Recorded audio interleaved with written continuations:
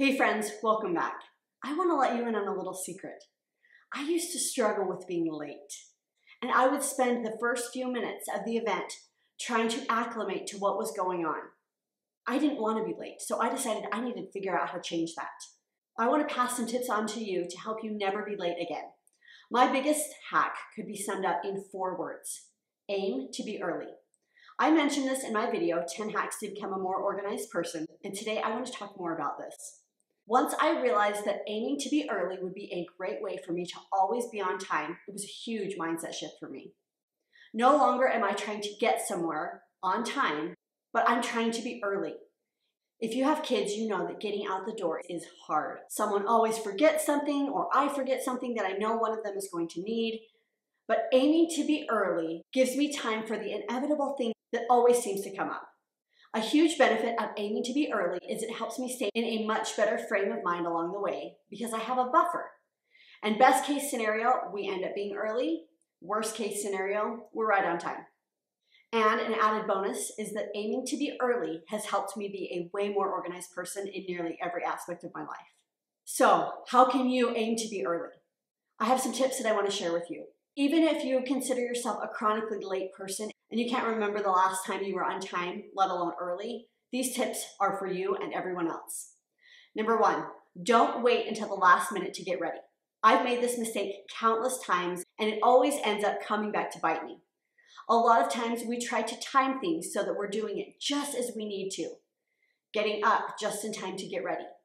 Getting ready just in time to walk out the door. Don't wait and try to finish the task just in time. Get up earlier than you need to. Get ready earlier than you need to. Inevitably, things always seem to take longer than what we think they're going to. Number 2, set out anything you need in advance.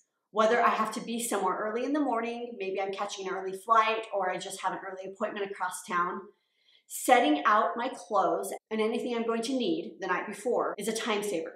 It takes out the time of having to find things, and it also helps take out that extra bit of time that it takes to make a decision. It also means that you don't go to put on the shirt you need to wear only to find out it has a stain on it. Even if you don't have to be somewhere early in the morning, getting things ready in advance will save you time and stress. Number 3, factor in more time than you actually need. If I'm going to a meeting that takes me maybe 5 minutes to get to, I'm going to plan for 10 minutes. Maybe I can't get in early, so worst case scenario, I get there early and have a few minutes to clean out my purse, go over my notes, knock out something on my to-do list, or read an article I've been wanting to read. Number 4, don't forget to factor in time for getting in the car, travel time, and getting into wherever it is you're going. About a month ago, I had to take my daughter to her school to meet with her teacher for her kindergarten exit test. Her school isn't far from our house, so while I did factor in more travel time than I would actually need, I forgot to factor in time for the mandatory security check-in at the front office. I have to show my ID, tell the reason why I'm there, and then wait for the front office secretary to open the door. Then I have to go get a visitor pass, and then walk my daughter to her classroom. If I'm only aiming to be on time and not planning for things like security check-in, it will be the difference between being right on time and being late.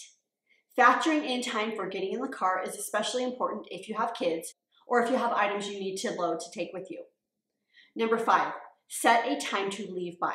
If you just have a time to arrive by, you'll likely be late. Setting a time for yourself to leave by takes some of the mental work out of getting somewhere early. Say you have an appointment at 9:30 and it will take you 10 minutes to get there.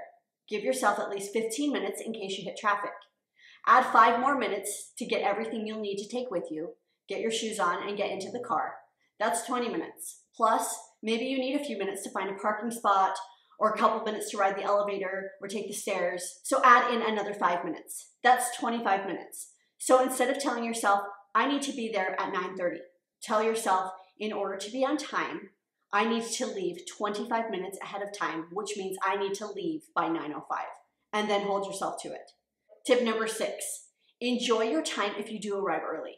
I don't believe kids need to be entertained every second of the day, so I try to let my kids be bored sometimes. But for times when I arrive early enough that we need something to keep my kids occupied, I always keep this boogie board in my purse. This game is one of our favorites, and it's small enough to keep in your purse or drop in on your way out the door. A simple dollar store version of Go Fish or another card game is also a fun option too. If you need an incentive for your kids to get out the door early, telling them you'll have time for a game is a great way to motivate them to get out the door faster. And if it's just you, taking your Kindle or a book you've been wanting to read or something else that you find enjoyable that you can do while you wait isn't a bad incentive for you to get out the door earlier as well.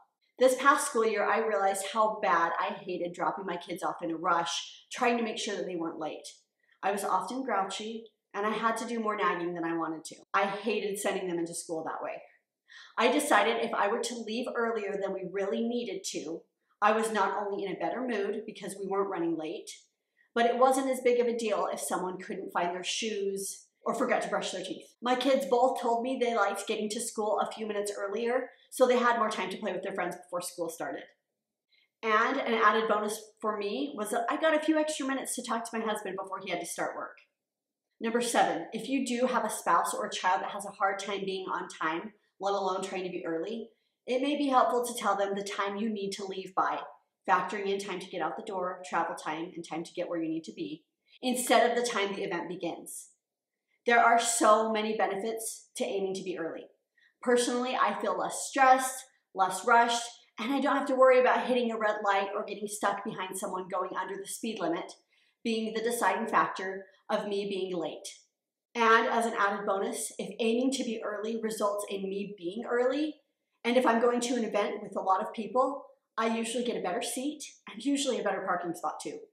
I hope this was helpful and that you got some tips to try to aim to be early. What tips do you have for aiming to be early? What things have helped you be more on time? I would love to hear more in the comments below. Thanks for watching, friends. Have a great day.